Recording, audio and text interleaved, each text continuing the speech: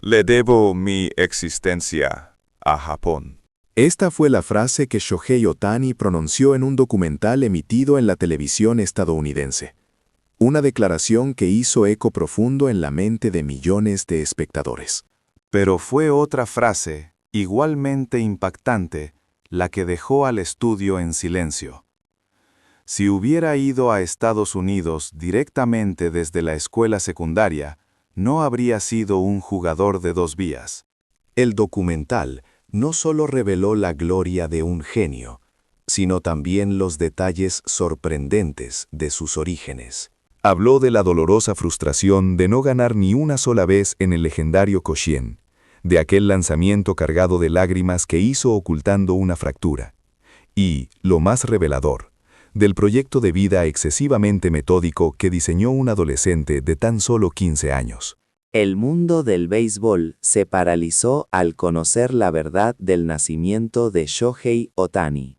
Lo que más conmocionó a los medios de comunicación estadounidenses no fue su talento, sino una simple hoja de papel. El plan de metas, creado por Ohtani a los 15 años. Esta no era una tabla de objetivos cualquiera. Era un experimento sin precedentes que buscaba controlar científicamente el destino humano.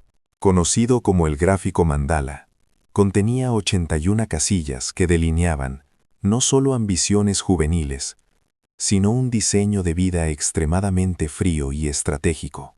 En el centro figuraba el objetivo principal. Primera selección de draft, 8 equipos. Una meta numérica y concreta que superaba incluso los logros de su ídolo, Yusei Kikuchi. Sin embargo, lo que dejó atónitos a los expertos americanos fueron los 8 pilares circundantes. Elementos como control, físico, velocidad y mentalidad eran esperables en cualquier atleta.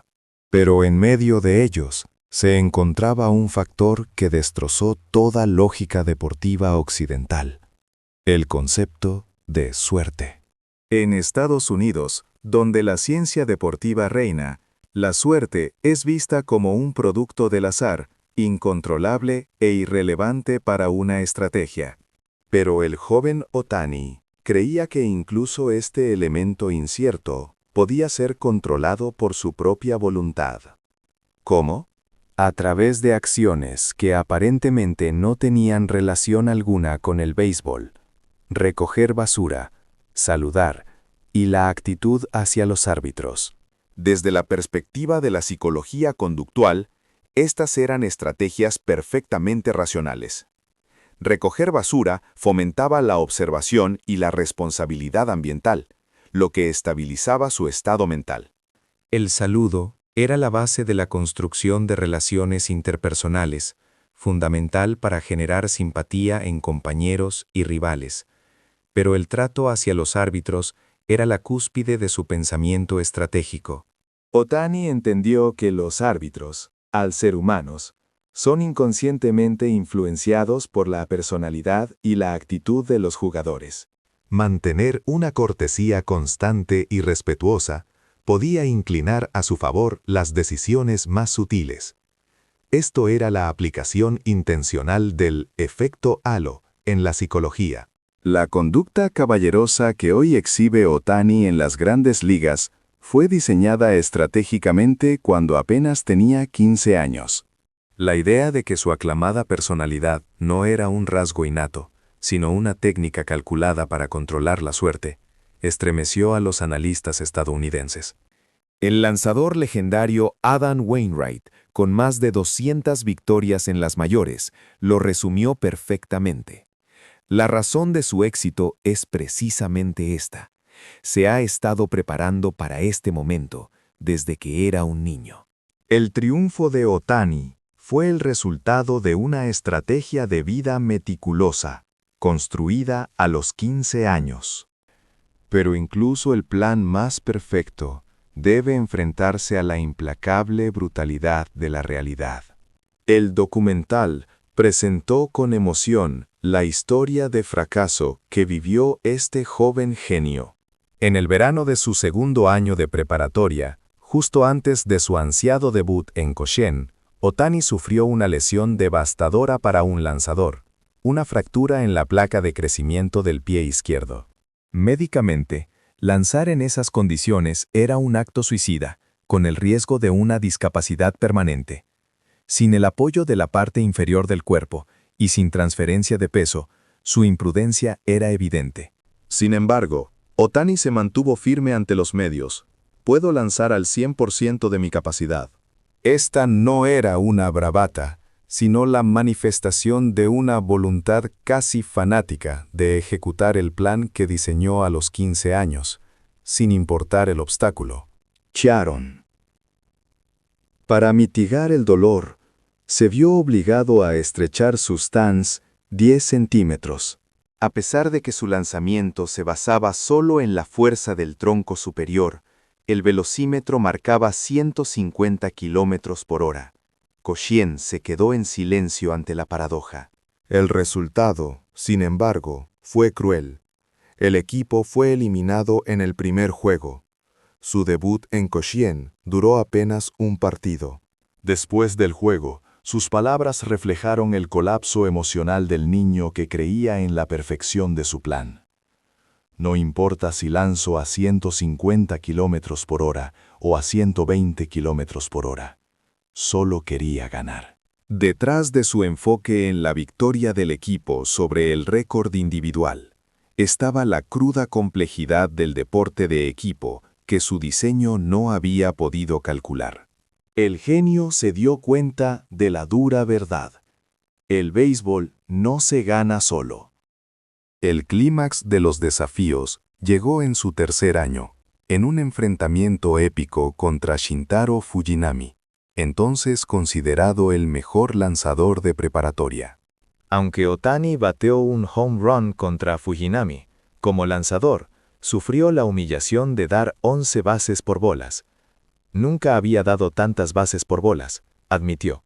Los espectadores estadounidenses vieron al genio con el plan perfecto reducirse a un adolescente atribulado, luchando contra la brecha entre el ideal y la realidad. Al final, Otani nunca ganó en Koshien. Solo tengo recuerdos amargos de Koshien, dijo, expresando la profunda cicatriz grabada en el corazón de un perfeccionista. Pero esta frustración fue lo que lo hizo crecer. Entendió que no todos los obstáculos puedan superarse solo con la perfección de un plan, lo que lo transformó en un atleta más humilde y trabajador. Mientras la realidad de Koshien mostraba fallas, los scouts profesionales veían una promesa que trascendía el resultado. Las evaluaciones de los scouts, proyectadas en el documental, mostraron la asombrosa capacidad de los profesionales para ver la esencia del talento. John DiBiaso, scout de los Red Sox, fue categórico. Un home run al centro del campo y 100 millas como estudiante de secundaria. Era obvio desde entonces que era especial. Lo increíble para los scouts era que toda su experiencia se volvía inútil con Otani. Un lanzador de 160 kilómetros por hora es raro, un poderoso bateador también. Pero alguien que dominaba ambos a un nivel superior simplemente no existía en la historia del béisbol. Koji Kojima, scout de los Dodgers, fue aún más profundo. Tiene esa estructura física, extremidades largas y músculos flexibles. Sigue creciendo, pero todavía no ha liberado ni la mitad de su talento.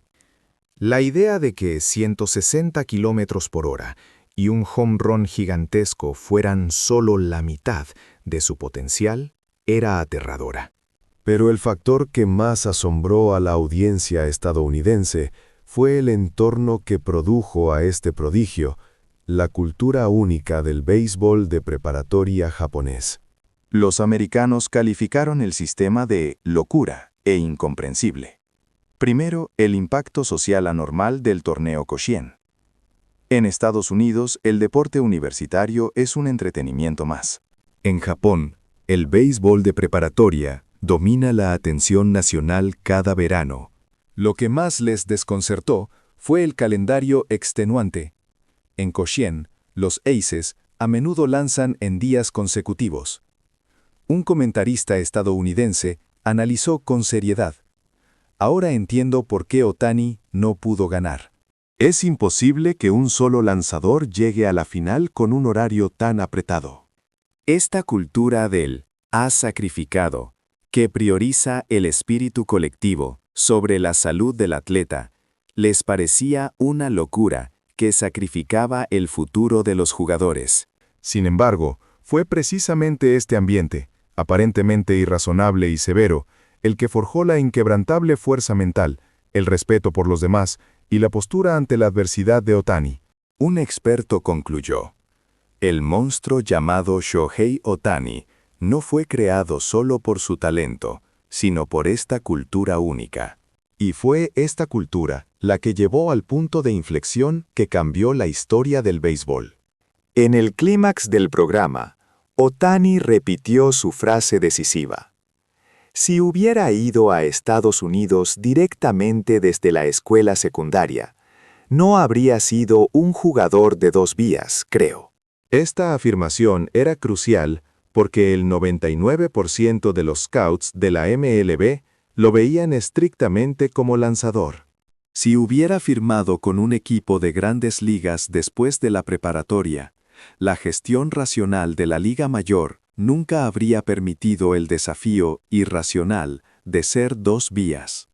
El superastro que hoy conocemos, Shohei Ohtani, el two-way player, podría no haber existido. El nacimiento de la leyenda se debió a una decisión revolucionaria tomada por un solo equipo japonés: los Hokkaido Nippon Ham Fighters y su manager Hideki Kuriyama. Mientras otros buscaban un lanzador de impacto inmediato, Nippon Ham arriesgó su capital en el potencial ilimitado de Ohtani, ofreciéndole el proyecto de desarrollo de 2 vías. Kuriyama vio más allá de su brazo. Vio a un jugador que amaba el béisbol en su totalidad y determinó que, para maximizar esa pasión, se necesitaba libertad, no restricción. Esta decisión fue calificada por el documental estadounidense como el momento que cambió la historia. Sin la fe inquebrantable de Kuriyama y los Fighters, el mundo jamás habría presenciado el milagro de Ohtani. El documental concluyó mostrando cómo el sistema de gratitud de Ohtani sigue funcionando. Su verdadera grandeza no reside solo en sus habilidades o récords, sino en el agradecimiento incesante hacia quienes lo formaron. Un ejemplo fue el regalo que hizo a su antigua escuela, el Instituto Hanamaki Higashi, un autobús nuevo, de color violeta, con un valor de 40 millones de yenes. El motivo era simple. Ohtani se enteró de que sus compañeros todavía usaban el viejo autobús incómodo que él había usado. Pero el fenómeno más asombroso fue la respuesta de los estudiantes. Ellos mismos impusieron una regla: prohibido subir con calzado de calle. No era una orden del entrenador, sino una decisión colectiva para honrar el regalo del senpai, asegurándose de que la donación perdurara para las futuras generaciones. El regalo material se había transformado en un sistema de herencia de valores espirituales. El legado de Ohtani se encuentra, por lo tanto, en su humanidad. La anormalidad de su época de preparatoria, según los medios, no residía solo en su talento, sino en su obsesión por la formación del carácter. Seguir el diseño que hizo a los 15 años, construyendo estratégicamente no solo la técnica, sino también la personalidad, fue el factor principal que dio origen al fenómeno global llamado Shohei Ohtani. La existencia de este prodigio es la culminación de un sistema educativo japonés, una cultura de béisbol de preparatoria única, y la fe incondicional de los líderes que creyeron en su potencial, incluso cuando la lógica y la realidad gritaban lo contrario.